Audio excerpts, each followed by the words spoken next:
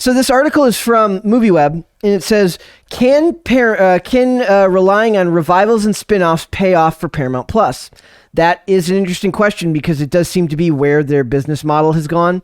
It says the streaming giant unveiled its annual investor presentation this week with a big focus on nostalgia and revivals of existing content.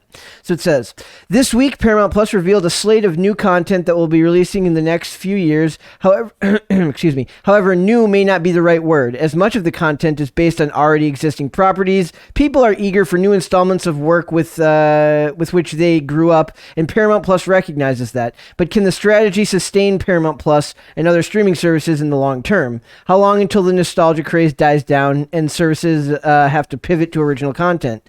I don't know if it ever dies down. I think they just pivot to the next decade. That's exactly what I was about to say. So every like nostalgia bit is effective when they just start, appeasing the generation.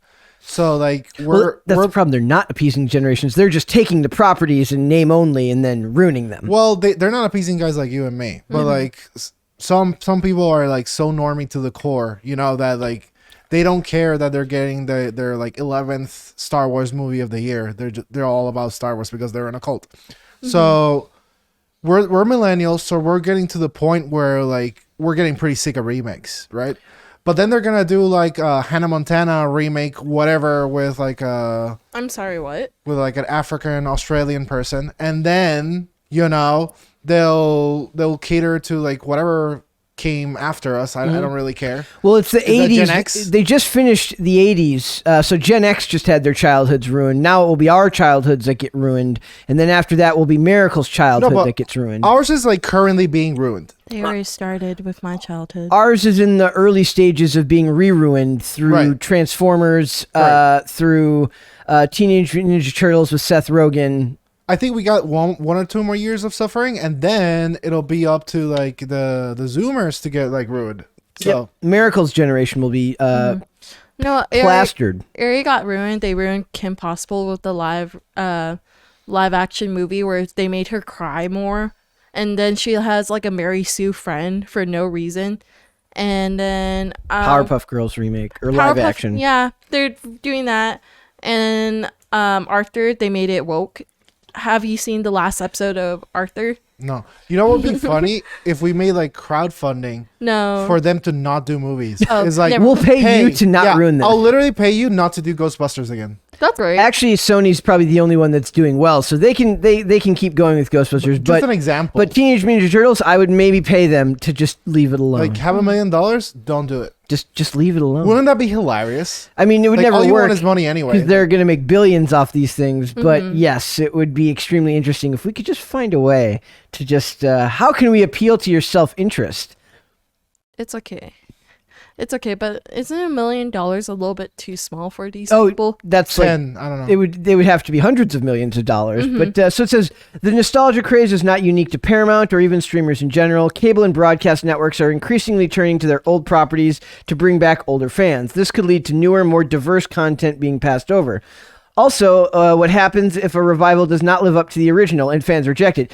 Wow. I can't imagine that happening. What would happen? When would that have ever happened? Star Wars, Cowboy Bebop, what else? She-Ra. Cowboy Bebop was a particularly atrocious one because like the art direction was really good. Don't forget Death Note. Death Note and 1,000 other things. Making live action Transformers movie that nobody but me liked. I didn't dare watch Death Note. Dude, I didn't watch it either, but I watched Anime Man Joey on YouTube review it. Dude, it's atrocious. Have you seen Death Note, Brett? No. Are you familiar with the concept? I'm not an anime guy. Okay. Me neither. But like I think there's a couple that are classics, of which Death Note is one. And like Spark Notes, the concept is like boy finds a journal that has some rules. The rules are that if you write anyone's name, they'll die the way you describe them, and if you don't describe them, they'll get a heart attack within a minute. Isn't that great? This person essentially like becomes God because he has like power over everyone, and it changes the social political game of the world. He also becomes like a terrorist for a little bit. Essentially. That makes perfect sense. It's a cult and a terrorism act against like the country Japan for a bit, and Against then, the world, really. well, he only targets Japan mainly because he's like, there's so much injustice, and then like slowly like it increased like in size because it became a cult following. But when the last chapter of the manga series, they're like, he's still gonna come back. The way he rationalizes it is that he only kills criminals. But then he went a So little bit he's crazy. like the Punisher He's like Dexter, essentially. or Dexter. But like within a notebook, and like his dad's a Fed. And so That's a cool rating twist. so his dad's a Fed, and like they're investigating like the person that's doing this. So he's like the inside on. Oh. It's a good. I'm telling you, it's like legitimate good story. So like these are the kinds of stories like done well that I think would appease people. Yes. But Hollywood likes to change it. Right. Did you see this? They're bringing Teen Wolf back for a movie. Why? That's the question we all ask. No offense. Granted, it would kind of be like bringing. I didn't watch Teen Wolf again. I don't think I was that target demographic. Me neither. But I knew a lot of people that loved True Blood, and I imagined like bringing back True Blood would be a disaster. isn't Even, True Blood like vampires? even Yeah, if we it's like, vampires. was that Jeffrey Dean Morgan? Well, yeah, I think so, but it's Or no, I'm sorry, Joe Manganiello. well, right here on the same website that we're reading on, they have an article that True Blood reboot is still getting a fleshed out, says HBO boss. What? Where? Oh, where? Isn't it like 50 Shades of Grey before Well, 50 it's Shades saying of Grey? on my laptop, but Okay, I'm not seeing that. Okay, well, I think I read that article at one point and I ignored it because I don't care. I didn't care about True Blood, but that was more probably that they would have aimed that more at me than that was kind of early days Showtime or something, right? no So, offense. Like to me, True Blood, the main girl's not that pretty. man, no you are offense. a judgmental. She's even remember the other day she's like Brie Larson's not that attractive and I was like kind of with her Every but, episode. but every episode now Miracle's like Every episode. just hating on women, just Miracle's just a hater. Brie I- Larson's beautiful, by the way. Okay, a million people in the comments would disagree with No you. way. So Zoe Kravitz, me and you were like, yeah, gorgeous. Gorgeous. Right? I think they're all gorgeous. I'm like, Jesus, Well- I find the beauty in everyone. Zoe Kravitz, yes, she's pretty, but Brie Larson, no. Okay. Well, we're gonna have a segment called Miracle Hates, and it's gonna be just me picking women for Miracle to just dump all over. on today's episode of Miracle Hates. Exactly. It's okay. I hate some men too. She does. Well, that's good. It is equal opportunity hatred. Yep. That's the way to go. So it says Teen Wolf is back for a new movie, and a revival of Nickelodeon's hit iCarly will premiere a new season. The worlds of Star Trek and Yellowstone are expanding. Nobody gives a crap about Star Trek anymore. They've destroyed Star Trek. Though I have heard that they're going to make more of the movies, which are not really Star Trek. They're just Star Wars light. I like them. Chris Pine, the shows or the movies? By the way, the movie, all the Star Trek movies are like a trillion times better than all of the new Star Wars movies. Yes, even though they're not inherently Star Trek Yeah. in tone. They're Yeah, more no. like Star Wars. It's like sci-fi popcorn. Exactly. Movie. Yeah. And the world of Yellowstone is expanding because Yellowstone had that first spin-off that did really well, and now it's got another one coming. That show's doing gangbusters. But guess what? Yellowstone was original content. So that doesn't really fit in with this whole idea of like, yeah, there's a spin-off to it, but the show's brand new within the last 5 years. It's not something they're mining from our childhood. Yeah. So it says, what was the other one here? It says, and Jersey Shore will be adapted for other countries such as Brazil and Mexico. How do you do that? Is there like, do they have a guy? No, just picture me. Do they have a guy who's like, what is the Jersey Shore of Mexico? My TJ. brain just broke, dude. It's PJ. What is The that? Jersey Shore for Mexico? Yeah, Was that I feel like it. Cholo? Is that- Shore? Is it Tijuana? Yeah, it's Tijuana. Tijuana is the Jersey Shore. Is it? Oh, what's up? We need a shirt that says Tijuana is the Jersey Shore of Mexico. Jessica, make it, and I'll wear it. Okay. That and earlier, what was the idea I had earlier? I said there's never been a better time to be a beautiful woman with great business acumen. With great business. Yeah. I texted that to my girlfriend. She loved it. Yes. So it says animated series South Park and Beavis and Butthead and drama SEAL Team will produce new original films to appeal to an adult audience. I'm a huge supporter of SEAL Team. I love David Boreanaz. In that also was an original show, although not an original premise. The chances of finding like a hyper original premise in 2022 is pretty benign, is pretty unrealistic. They're gonna make SpongeBob again. They've been making it. Many fans love to see the return of shows and movies from their childhoods, but not all fans. If you want to get an idea of the opinions around a particular reboot, simply scroll through social media or browse YouTube's comments. There will always be a 50-50 split. Oh, it's not always a 50-50 split, my friend.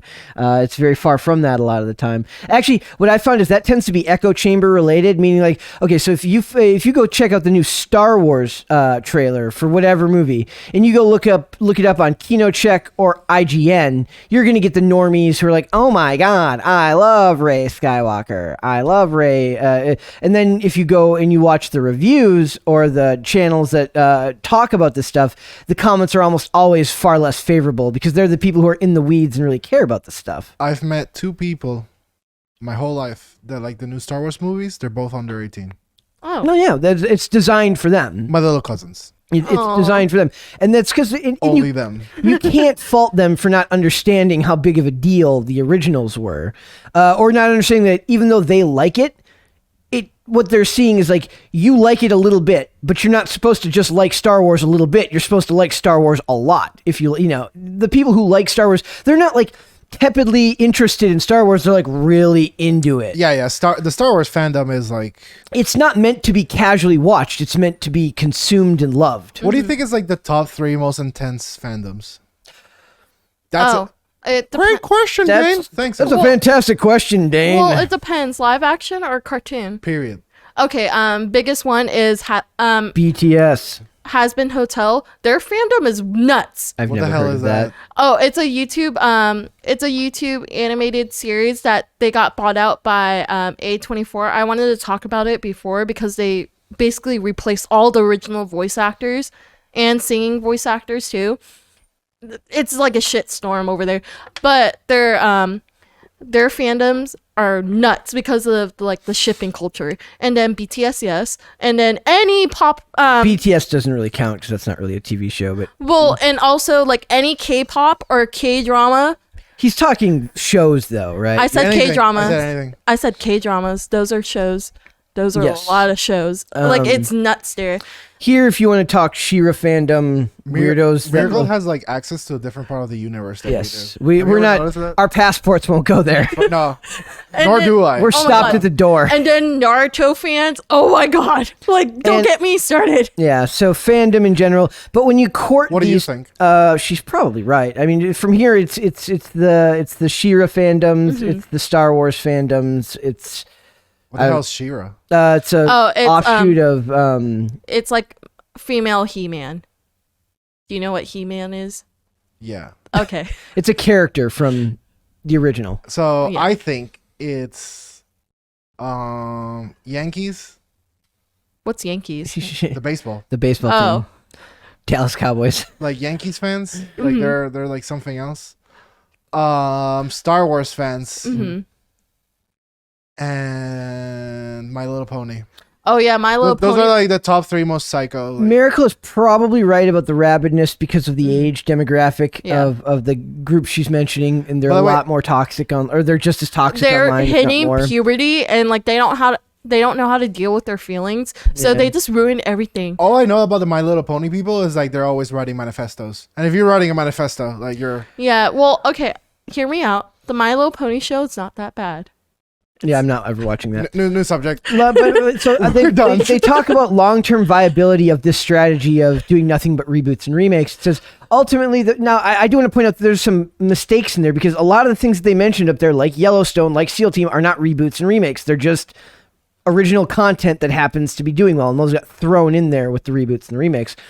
Ultimately, the personal feelings of an audience will end up dictating the future of revivals. As long as the revivals bring in money and viewers for the streamer, they will keep pumping them out. However, not every revival will ultimately be a hit. I would say that the hit rate is a lot less than it is. It's 90-10. It's 90 like 90 failed, 10%. Exactly. Yeah. Like it made to the point where it makes me wonder, why not just try to create new stuff? And then if you fail trying to create something new. It's because like so 60% of that 90% has zero respect for like the source material. Yep. Zero.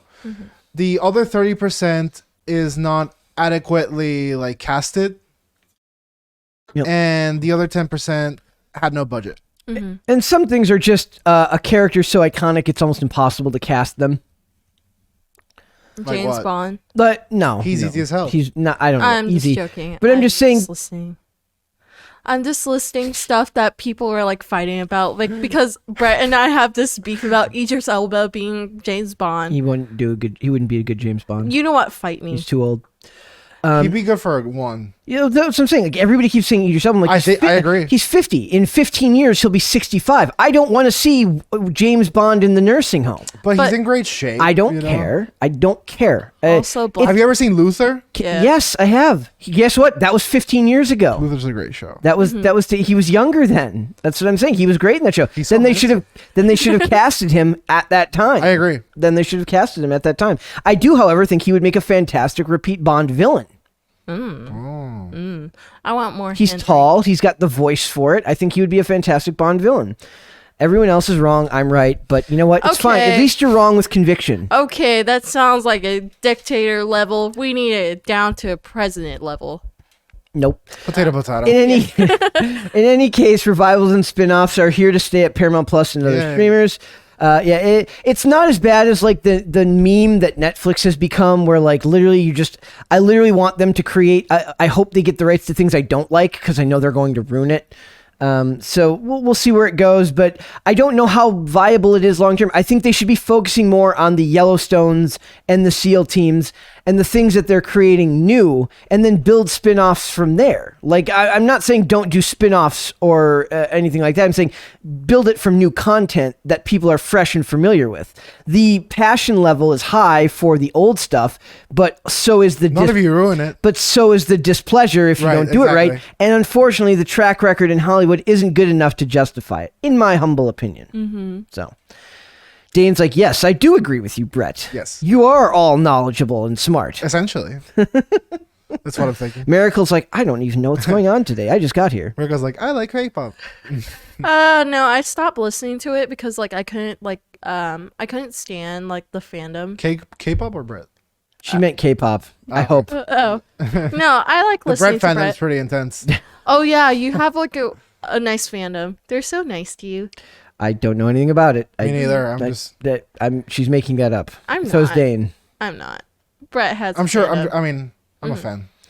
Watch there be a subreddit that's just called Brett on Timcast. That would be fantastic. That would rule. I know. Just don't tell me about it. That's all I'm saying. I'll find it. Somebody make it. I do. Oh, I forgot to point out. There was one more thing I wanted to point out as to why I think this is all going to fail. Master Chief to have face revealed in Paramount Plus live action. Do you Oh remember my what I God, was saying? Dane. Do you remember what I was saying about respecting the fandom and how that's how you make it work? This is the opposite of that. Look at Dane's face right now. You can't because he's cut He's almost off. falling off camera. Oh, Dane, It's a are you beautiful okay? thing. I'm not. I thought you knew this. Yeah, they're going to take off his helmet. Okay, so back to it. So it's Master Chief to have face revealed in Paramount Plus live action Halo series. Which is funny too, because the guy playing Master Chief is a great actor. His name's Pablo Schreiber. He's got this great, really unique face. I'm like, but you don't need to cast a guy with a great, unique face. Is he to- gonna be Master Chief? Like Yeah. when they take the helmet It off? says, it has been confirmed that Master Chief will reveal his face in Paramount Plus live action Halo series. If you're getting Mandalorian flashbacks, you're only so human. They're gonna drive. You should talk to Sarah about this. They're gonna drive fans nuts. Yeah, well, and it's already gotten a season 2 approval. Why? Because wow. Listen to Oh, this wow. name. It says, speaking to IGN, Halo executive producer and 343 Studios studio head of Transmedia, Kiki Wolfkill. That's the coolest name ever. That's pretty good. If it's not a stage name, you have the coolest name ever. I want to say Kiki. Kiki Wolfkill. Wow. Coolest. Yes. Okay. That's not a character in the game, right? No. It should be. Kiki Wolfkill explained that showing what John 117 looked like under his helmet was important for the story to be told. That will be told. No, it's not. Nope. You're wrong. You know how I know this? Because the fans don't want you to do that. I don't even have to know anything about Halo to know that you're... First of all, it's non-canon. They'd want it in the game before this happened. Yeah. Exactly. So it says, I think we set out to tell a character story and a personal story, Wolfkill stated. And once we really got into what the story was, it became clear that we really needed to see the person in the armor and under the helmet. No. Why? No, you do not. First of all, the voice acting should be strong enough that he can convey it emotionally through his tone, right? Oh my god, look at the pretentiousness of this line. Yep. She then revealed that the fans will see his face at some point in the series, noting that for some people, it has been a moment 20 years in the making. No, it is not, because it's not the video game. Right, and for other people, it's something that feels very hard to imagine. Ask yourself why. We absolutely respect both sides of the fence. Those who really want to see Chief's face and those who really don't. Wolfkill We really respect the But we're not going to Yeah, take no. the side of the people that have been here for 20 years. But the nature of the story, it felt really important to connect with Master Chief in a different way, and that meant showing the face. Okay, I will give them a little bit of leeway on this, because there is some truth to the fact that adaptation is not the same thing as transcribing, meaning that they're not just taking a video game and transcribing it onto film, they are adapting it, which means things have to be shifted and things have to be changed. But an element so core to the character as the fact that you don't see his face doesn't feel like something that you should be budging on, in my opinion. Especially not something that like they've discussed so much. Look how badass Bokeem Woodbine looks. Like there's so many threads about like, oh, you can see kind of like his reflection here and like things like that. So I don't know. We'll see. But I'm just saying, if this is the direction they're going, as far as how they're going to change, adapt and make things about reboots and remakes, Paramount is off to a bad start, in my humble opinion. So, Dane, what would you rather have? Would you rather have them show his face or not? What do you think, Brett? I was hoping for another facial expression, another over the top facial You expression. just got like a little awkward silence. Yep. A little lessening of our friendship. Oh, He's like, I'll take it. It is what it is, my I don't know, friend. man. I don't want it. I hate it. I hate how they tokenize video games. Thanks, I hate it. Yeah, like that's it. Thanks, I hate it. I don't want this. Exactly. I don't even like Halo. I mean, I loved Halo when I played it as a kid, and so like it has this like warm fuzzy feeling when I play it with my friends. But like, just I know what's gonna happen. It's just gonna be like, but what about the Latinxes versus the aliens? And like, it's just gonna be weird. can we not say Latinx? Like, it makes me cringe so much. I love it. Like, I Straighten out a really, little bit for it. Thank you. I'm sorry, one side of my back is like hurting, so I'm like slouching in a weird I've way. never heard somebody is so young complain so much. Miracle, right? Miracle. Like, She's just, What? see, she's like a zoomer. my knee hurts. She's like a It zoomer does hurt. boomer. Are you a zoomer or are you a boomer? I'm a boomer. Are you an American or are you an Americant? I'm American, but I'm a boomer in a zoomer body, so deal with it. Okay. Well, You heard it here first. I'm like 20 I said, I'm going to call her a wambulance and get her a whamburger and french fries.